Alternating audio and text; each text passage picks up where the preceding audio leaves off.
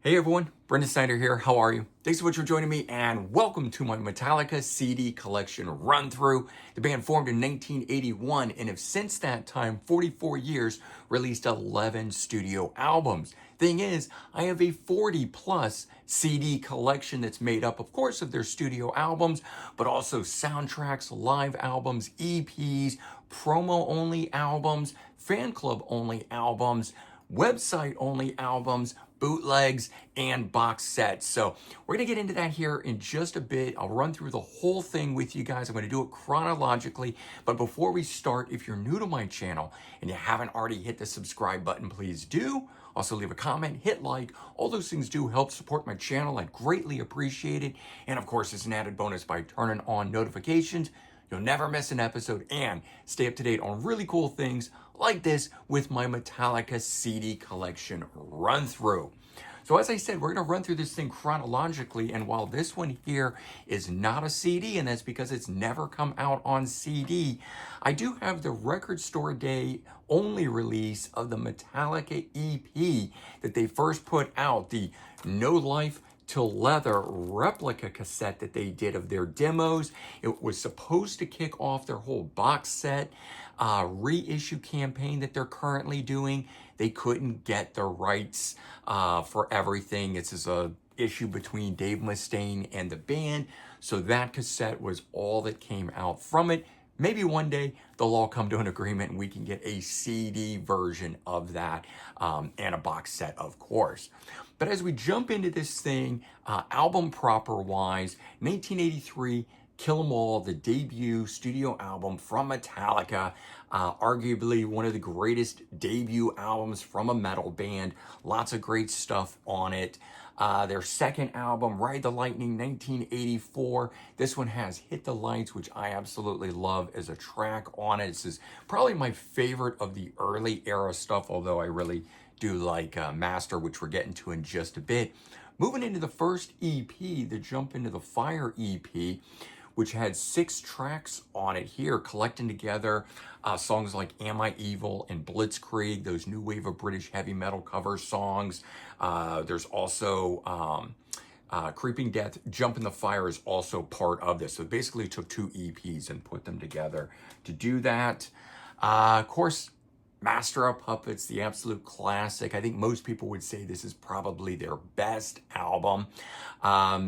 Stranger Things having had the title track in their show just totally put this thing into a new stratosphere and opened it up to a new level of fans, being pretty cool things. So that was 86. Now, before we get to the next album, we have a change in bass players because unfortunately Cliff Burton passes away. Jason Newsted comes in and they decide to record this 5-song EP collection here. This is the 598, or in this case, the 998 CD, and I always like that. The cassette was the 598 Garage Days Revisited, re-revisited. And maybe it was even the vinyl version was called that. I don't recall, but I did like that once the CD came out, they actually changed the name to the 998. But this was always very good. I love this one. Crash Course in Brain Surgery and Last Caress, Green Hell, the Misfits song. That was my introduction to the Misfits, and from Metallica, I've become a huge Misfits fan, never knowing anything about them or jumping on them because of Glenn Danzig and liking Danzig. It was actually Metallica that did that for me.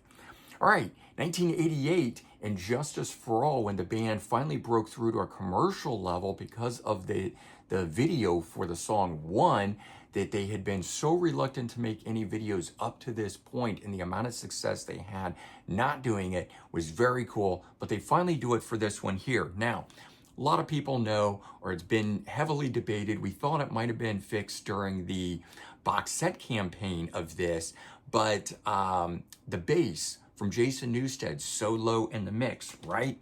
Well, I've got a bootleg where somebody went back in and played with the levels and brought the bass up. So if you ever want to know what the album would sound like with proper bass levels. There is this floating around, and Justice for Jason out there. And this is a really well done version of it, as you can see. Flip it over. You know, bootlegs today are so much higher quality than they were when I was growing up back in the 80s. I realized I skipped over this, so I have the deluxe edition of the Master of Puppets, the 3 CD edition. I chose not to go down the road of the box sets when they're doing these anniversary ones. So this has CD 1 is the album, CD 2 has riffs, demos, rough mixes, and interviews, and then CD 3 live. So it's a selections of those riffs and demos and things, and a selection of live from the box set, which has lots and lots and lots of that stuff. So there is that one, and then since we just covered it, I also have the Injustice for All 3 CD edition that essentially does the same thing. The demos and rough mixes, it's a selections of, and then there is a live collection on here as well. And for me, at least, that's enough. I don't need the 15 plus CD box set versions that I feel just replicate stuff over and over. So you won't be seeing that from me. All right, so we're gonna move into the 1991 self-titled Black album that really is the big commercial breakthrough. This is the one where the band just exploded. It is the largest selling album of the SoundScan era. I don't know if it's 16 million or higher than that, but they started the SoundScan era in 90 or 91, and this album is still the largest selling one from it. So I also have the 3 CD edition of the same thing for it. I do have to say that I like how the artwork for these are subtly different when they've issued them out, you know, like this for the anniversary, so that there is something like that there as well. All right, so the next thing that the band does is the live shit Binge and Purge, and I do have the big box version of it with the VHS tapes and everything, but just for a more compact version of it, I have just the CD packaging like this in the smaller case like that. So that's cool. I got that. Now from that, this is where we start to veer off, and I get into some things that are the non-regulatory releases of stuff. So band has done a number of promo type things, and these are things that would go out to radio stations or maybe to a reviewer they didn't want to send the whole box set out to. So it's a selections of from the 3 live shows that came out from Live Shit, Binge, and Purge. So this is essentially a best of, 2 CD best of from this. It also has tracks from the VHS shows on here. So to me, that makes it even cooler because those are not part of the CD version. So you get it on this. So that was kind of cool. There's nothing on the backside, unfortunately. I've never opened it. It just became one of those things. I've had it for so long now, I just kind of can't bring myself to do it.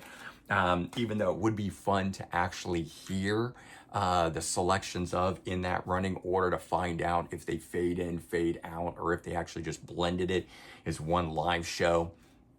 All right, next up we have Load, followed by Reload, the 2 albums that were essentially recorded together, you know, finished off, I think, separately, but ultimately written and gonna be a double album, and then they decided to break it up this way. So Load and Reload like this, and this box that mine comes in was something that at least at the time they were giving away. And I don't remember, I think they must have given it away during Reload because I don't remember hanging on to it waiting for the follow-up. I must have gotten it as part of this. And I forever have been able to keep my 2 albums in that, which I always thought was an extra little cool thing like that. So now we have the 3 CD edition of Load, which is kind of cool that they didn't group Reload with this. And since we're just talking about, you know, the difference, you can look at the logo and how it's done differently. The title and everything centered like that, and the colorations are a little bit brighter and stuff like that. So again, doing the artwork a little bit different, but a 3 CD edition of this.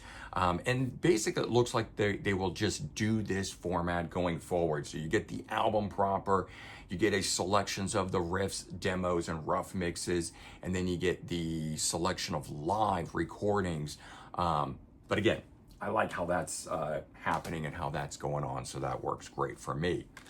All right, so the band makes a shift, doing something that nobody really expected at that time, doing S&M, Symphony and Metallica, and recording, I think it was 2 new songs for this. And it kicked off everybody recording with symphonies going forward. This was a game changer. It was like when MTV started MTV Unplugged, everybody had to make the Unplugged album. And even Metallica does unplugged shows now, but at least at the time they didn't do an unplugged album. But we got this, and that was a cool, unique thing. A lot of people cried out that, the band had sold out doing a classical album, so to speak.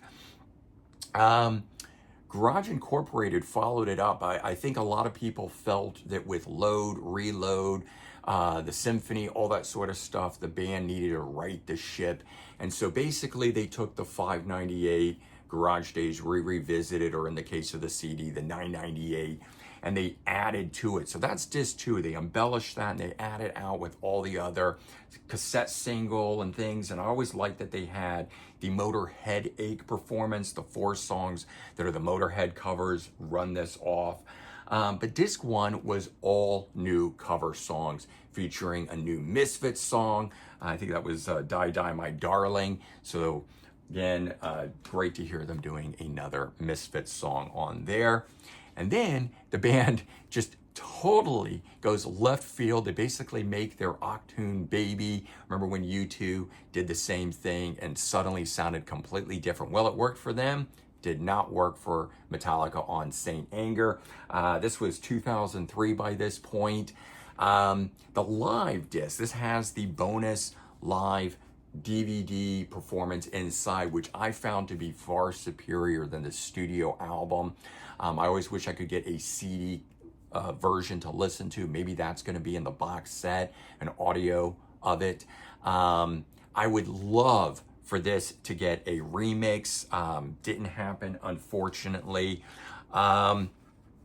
Let's see, I'm just looking for it now. It's going to come a little bit in the mix, so hang on, and I'm going to finish a thought that I had with that there. So at the time, it seems like the band is always putting out some promo things, going to radio stations. I don't think they really do much of that anymore, and everything's digital these days.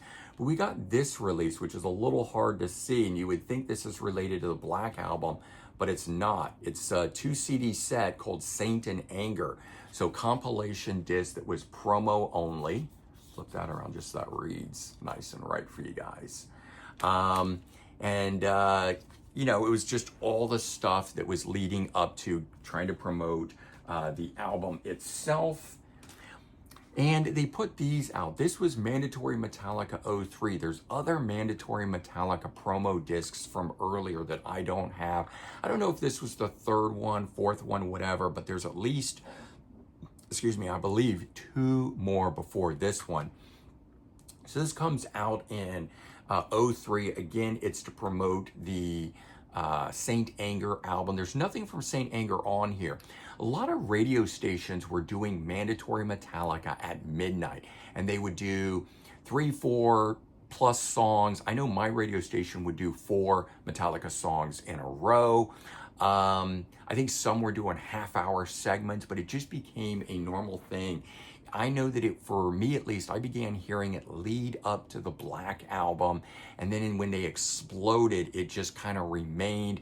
And who knows, maybe they're still doing it, but these kind of promo releases that are official, put out by Elektra Records, are very cool. You can track these down. Like I said, there's a number of them out there, but this single disc, this is as close as you're getting to a Metallica greatest hits. And considering those are of the early years, in fact, I'm trying to think if this has, I'm going to check real quick. This does not have anything from the Black Album. So this only has material from the first four albums. So those of you that think that they sold out on the Black Album, there are selections or greatest hits. You can just enjoy your classic era Metallica on ones like those. All right, so this was, you know, I was talking about this and I started to talk about the remix, and the band does their documentary, Some Kind of Monster, puts it out, and you get this essentially as a soundtrack to it. And it's got 8 tracks on it. You might call it an EP, but in terms of the length of Metallica songs, I say it's an album length. So you get the song Some Kind of Monster that opens it up. And then you get a whole bunch of live tracks in there, 6 live tracks. But it's the Some Kind of Monster edit. And that edit is remixed. They cut out some of the weird guitar parts. The song chorus is shorter. They fixed the drum that's in it. So everything about this sounds good. If you wanted to know what Saint Anger would have sounded like with a regular mix, sounding like something from the Black Album or Load Reload, check this out, the last track, the Some Kind of Monster edit. So we know that this album could have sounded good had they done a better mix on it. You know, band wanted to try something new. They felt that that was the thing to do, and they stand by it, so good for them. But unfortunately, I don't think we're ever going to see a full remix of that album. Okay, moving on, the band returns with Death Magnetic, righting the ship, in my opinion. I think this is as classic of a Metallica album as we will ever see from the band. The 2 that are going forward move further away from this sort of stuff, but this was a great one. And I'm realizing now that I didn't even bring it out, and I always have this happen whenever I'm filming these segments. I have the coffin that this deluxe edition came out in, and it's got a demos disc and some other stuff in it, but I didn't bring that out. So you still see the album, but this was just very cool. If you've never seen the way that this happens, going through where the pages are cut out like that to form that, that was something very unique that the band did. And then on this, I remember that at the time, I don't remember if they did an intro to My Apocalypse or what they did, but they added something and they released it digitally that you could throw it into a playlist to hear properly. But they, you know, they were always doing little things like that that were just very cool. So then we start to get some, I'm trying to remember if these are record store day releases, might have been, you know, or if these were like website only releases. But this one here, 6 Feet Down Under EP, an Australian collection of songs, live songs performed in Australia to prep for their live tour. So there was that. That's official. It's on Universal. We got the 6 Feet Down Under 2, doing more of it. This came later in the year, so I think one of these might have been Record Store Day. So let's see, is this, no. So this is the real one here, and then this is the part 1 cardboard disc, but I don't want to take mine out of that and put it into here to have the 2-part, especially since the backside only shows the part 1, and I have a jewel case for this one. So they did release a packaging that this one could have gone inside to complete. I don't know. I don't really understand why I would want to take something out of the packaging to do that, but that was available. This was definitely a Record Store Day release. Metallica live at Grimey's. This was a record store performance that they did, and it might have been like the year earlier, and then they released it for Record Store Day, so another live release. Metallica's been pretty cool releasing a number of live things like that. All right, so the band goes off and does something completely different. This is not considered a Metallica album, but it does feature all 4 guys and is with the band. So it is Lulu. It's the Lou Reed album. This is Lou Reed and Metallica doing Lulu. Now, Lou Reed, the guy in the middle from the Velvet Underground, wrote everything. These guys did not write it. They just performed it. This is why it doesn't sound like Metallica. They were supposed to do an entire album of Velvet Underground and Lou Reed, maybe solo, cover songs because they had done the song Sweet Jane. And it went over so well in their live performance that they did maybe for MTV Music Awards or whatever it was. That's what they were going to do. And then at the last minute, Lou Reed says, I wrote a whole album. Let's do that instead. And of course, this bombs. But can you imagine if Lou Reed had done an album of his songs, but they sounded like Metallica and he was performing them? I think it would have gone across or come over a lot better. I mean, that album bombed upon release, even with Metallica backing. But kind of the same thing when Pearl Jam backed Neil Young, it didn't suddenly return Neil Young to the top of the charts. If it doesn't sound like the band, the big famous band that's going to come in and back you, I think that's going to be the downfall of something. So again, a lot of missteps and things, and it seems like Metallica always comes back and does something to sort of right the ship. So they put out Beyond Magnetic, 4 songs that had been recorded, and they released this for their 40th anniversary. And each night of the performance, they debuted one of the songs, and then immediately thereafter, it was available to stream. And I don't know how many days thereafter you were able to get this. I don't know if it was like the next month they released it or whatnot, but this EP finally comes out, and the 4 tracks that are on here, some of the best material, maybe even better than what's on the album. So this was just a very cool thing to get this after all that other stuff that was coming out. And then Metallica makes a movie called Through the Never. This is music from the motion picture, so a 2 CD official soundtrack to the thing. Cool packaging on this, the way that they do it. This was actually what was on the cover, supposed to be like a stencil. I think this was done like that, and you know, this went to the inside of this thing here. But the movie was far cooler, I think, than the soundtrack. It's great to get the soundtrack because these are just live performances. But it had a storyline running all the way through it. I think they could have done it even bigger, meaning more storyline, less live performance, and could have really had something on their hands. But it was a unique thing. They always wanted to do it. They got to do it. That was a very cool, you know, sidestep for them. They do this, release this performance from France. This was from 2003. And I believe this was website only release. It also could have been record store day. The band has just done so many of these things. Don't always remember the exact in and outs of them. And this one might have even been done to promote, or not to promote, but to maybe to raise money after the shooting that took place at the Eagles of Death Metal concert, to raise money from the Bataclan club show that took place at. I don't recall, it could be wrong, but it just seemed like everybody was releasing French shows and things like that to show their solidarity, support, and maybe to raise money as well. But this came out, so glad to get a hold of that. A lot of cool things. Metallica has done lots of great stuff like that for their fans. I've got some more of that that we'll get to in a bit. The band returns with a 3 CD edition of Hardwired to Self-Destruct, a double album that could have fit all on one CD. Maybe this was needed for the vinyl version, but you didn't need to do it here. And then if you bought the deluxe edition, which came with a 3rd disc that had a solo song, Lords of Summer, that had come out like a year before this. They had the Ronnie Rising medley, which they had done for a Dio tribute album. When a Blind Man Cries, which was done for a Deep Purple covers album. And then I forget where Remember Tomorrow comes from, probably another tribute album of some kind.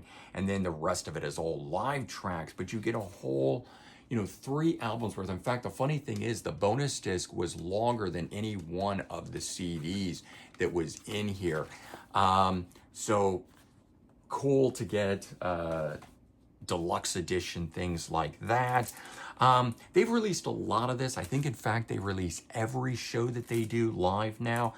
I particularly went and got this. I've got enough live shows that I don't need all the individual ones.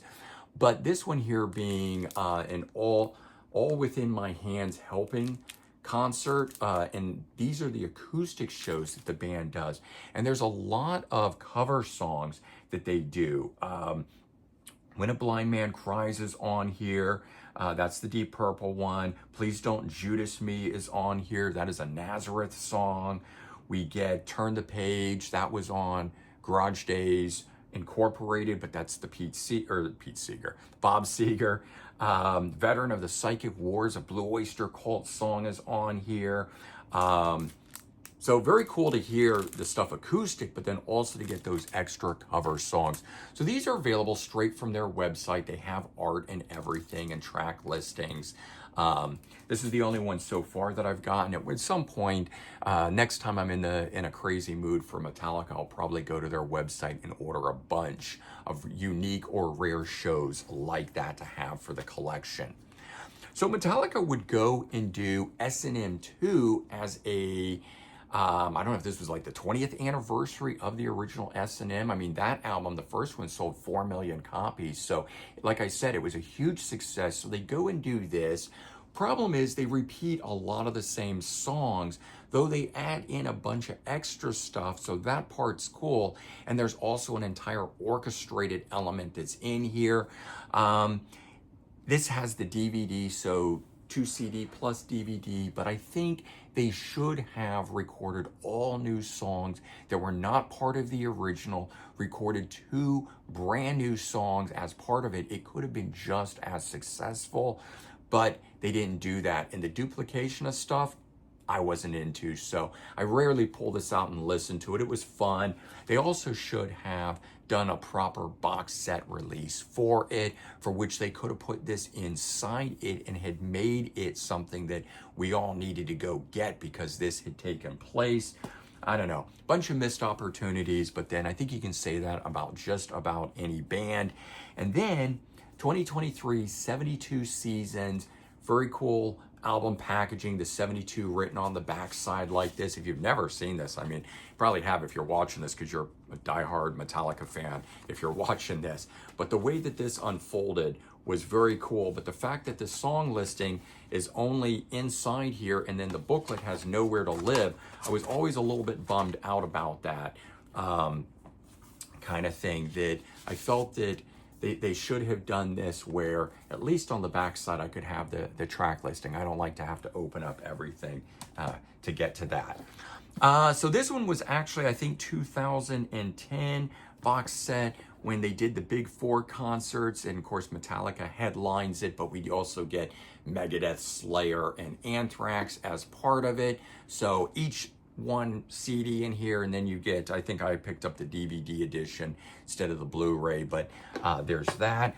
And then Metallica on their website early on, before they were selling the live CDs and things that I showed you, if you were part of the fan club, you could get these. They're called fan cans, and they're paint cans that have Metallica stuff.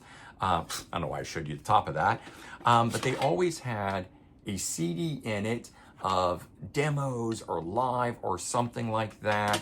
And in this case, going back this far, they had VHS tapes inside them. And then they have, you know, a shirt, and there was always some, you know, thing, a bottle opener, or I don't even remember the different things, luggage tag, that kind of stuff. But they always had something. So they were very cool. They were about $50. But one of the first kind of unique things that they did. And so I have the 1997. So this is the number 2. This one, in fact, had, you know, I'm not just pull this one out to show you. I'm not going to pull all the shirts and stuff out, but right. So a special Lollapalooza crew style shirt. All the shirts and things that are in these are unique to where you're not able to buy them, so making it something very special to get as part of the fan can thing.